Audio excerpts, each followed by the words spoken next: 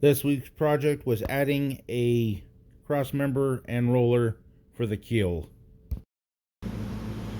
So I got a little sidetracked on the boat trailer. I do plan on adding some side rollers as discussed in my last one. The secondary keel I think roller came in, so I built this. Like I said, I didn't build it, I cut it and shaped it. That'll weld across here from here to the other side, and it'll support the keel right here at the bow. It'll help roll it up and make sure the bow is tall enough to seat here.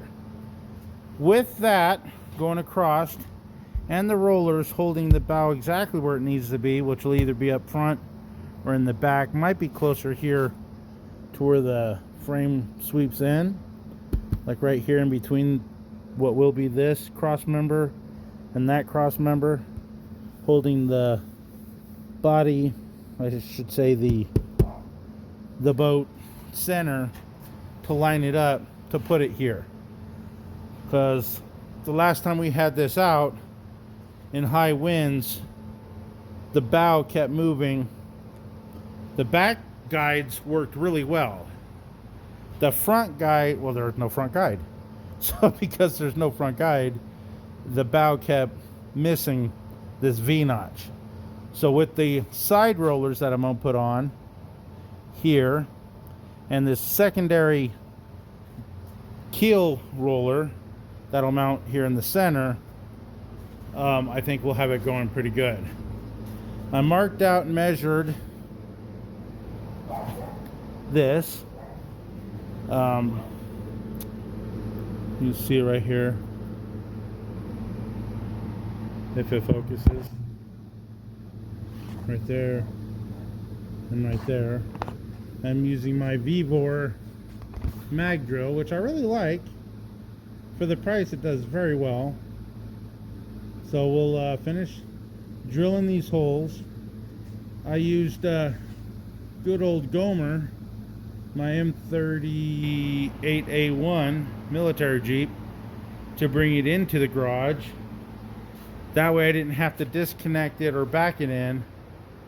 I could just drive it straight in. The nose of the trailer will be far enough in I can weld on it in a covered environment,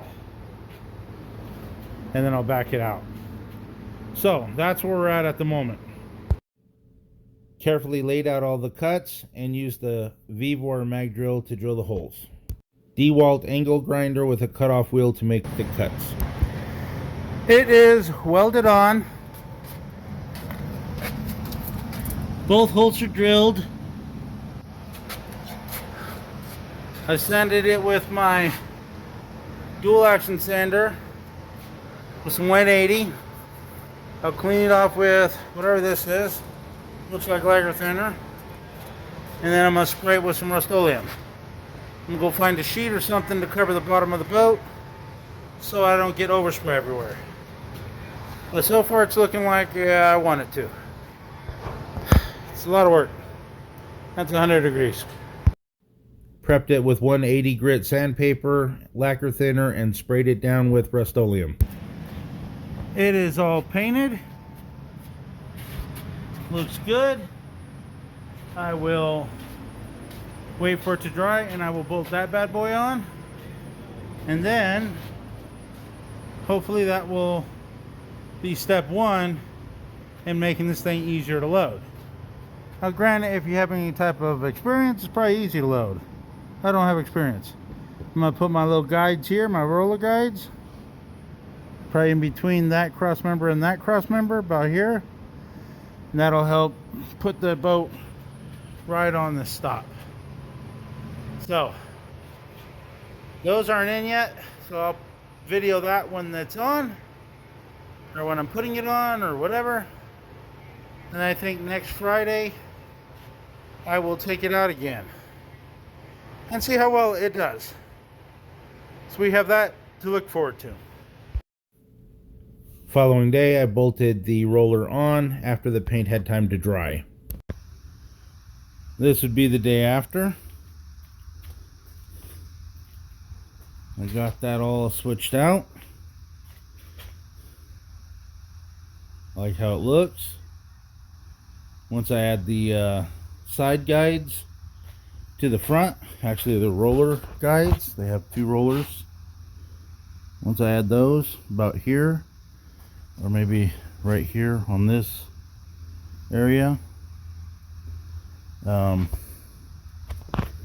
should guide it real nicely into the center stop.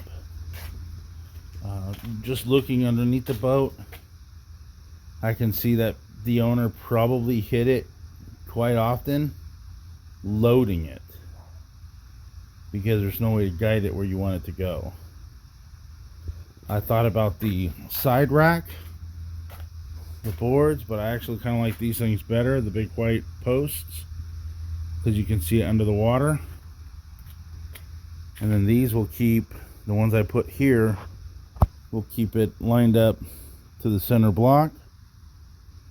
So you should just be able to power load it without worrying about hitting the bottom of the deck. That's my hope in theory anyway.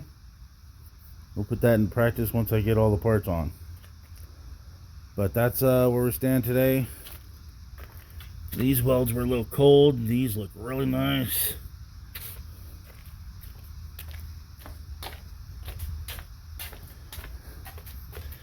These welds were really nice. Those really nice. Those really nice.